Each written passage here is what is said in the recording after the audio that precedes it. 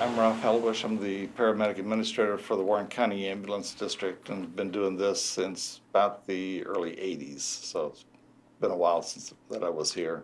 The short-term and long-term effects is either they're going to live or die. They're going to recover from the overdose or the overdose is going to kill them. I mean, that's about the plain effect of it.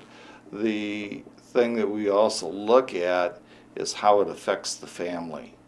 And I know I've been on several calls. I mean, we've had them range from the mother had overdosed with her infant lying in bed with her, all the way on up to, the brother overdosed and the little brother was running around in the bedroom with all the drug paraphernalia laying around yet. So, I mean, it affects the family. And it just not affects the family. It also affects the kids in school. The classmates of the individual that is overdosed, and on up into the parents and into the community. My name's Kevin Killorn. I moved out here in 2002. Me, my wife, and my two boys, Colby and Dusty. I worked at Bowen for the last 28 years, up until the day my son died.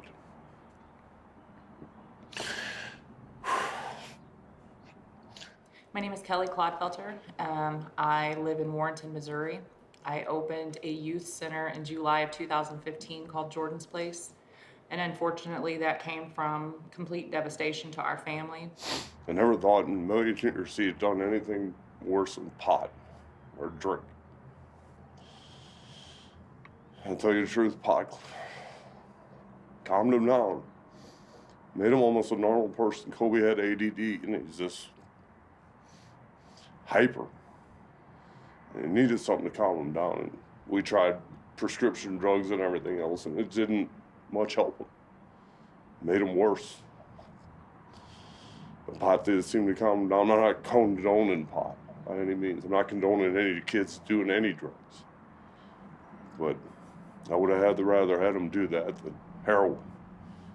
We had two brothers pass away on my husband's side from the use of heroin and drugs, pills.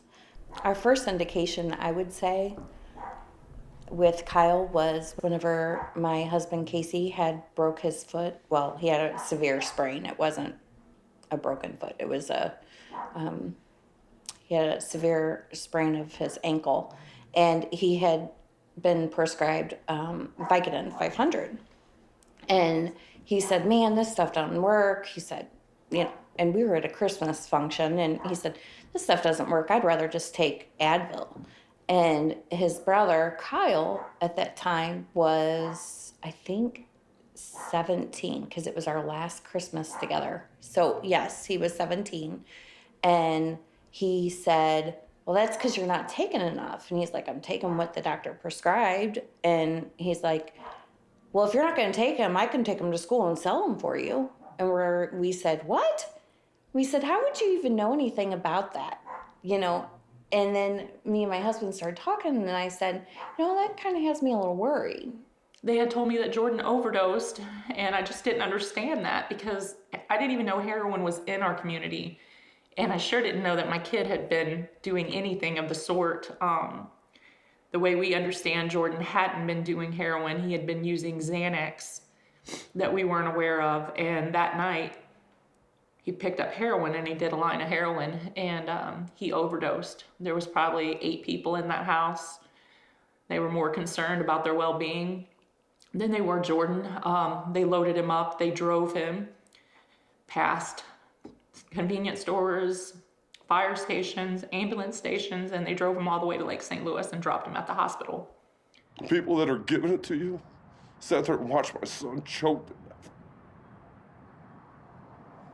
Didn't call the police, didn't call the ambulance. And let him sit there and choke. That's his friends. That's the kind of friends you want. It wouldn't be the kind of friends I want.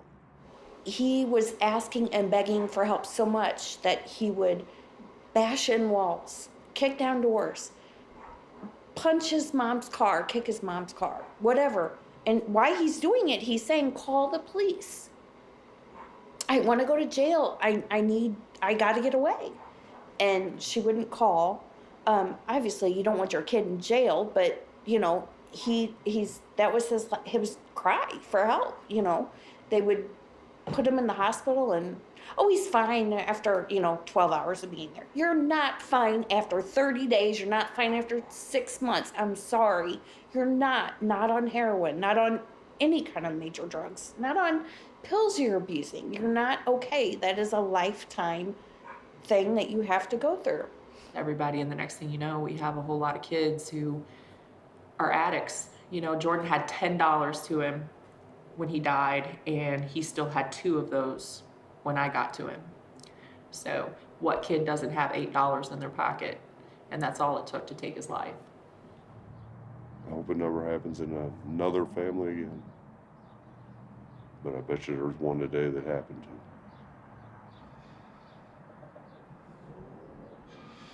And another family going through what I did 4 years ago. And what I'm still going through today. And will for the rest of my life. It is affecting the whole community. You know, it's just not 1 or 2 people. I know that there's been several steps in Warren County. I mean, we've got Jordan's Place, which is downtown here, which is just kind of a teen hangout for some of the kids to keep them a little bit more occupied and give them something to do. So it wasn't long after that, I got a phone call from a good friend of mine, Kathy Pritchett, who is also my co-founder of Jordan's Place with me. And just so happens I'm sitting at the cemetery and I'm sitting with the kids. And she calls and says, hey, I'd really like to talk to you about something. Do you have time to talk? And I said, yeah, what do you want to talk about? And she said, well, I'd rather talk in person. Well, I was like, yeah, no, you need to tell me what you need to talk about, because at this moment I can't take any surprises. And she said, I think I want to open a youth center. And she said, I'd like for us to do it in honor of Jordan. And I said, okay. And next thing you knew, we were at Denny's taking notes on a napkin. And, that all spun very quickly. By the time Jordan passed away on November 15th, 2014, we opened the doors here on July 25th, 2015. I really don't know how we did that. It was just everybody rallied together.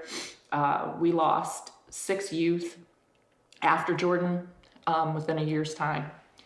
And they just kept coming, one right after the other. It was every time we turned around. It was the very next month that I was actually asked to come and speak at a funeral of a young lady that passed away, a good friend of mine, Sheila. And unfortunately, we became friends through this. We didn't know each other before. And I went and I spoke and I said, we've got to come together. We've got to do something in this town because our kids are dying. And I guess the town finally realized it after we continued to bury one kid after another. And everybody came together. We started fundraising.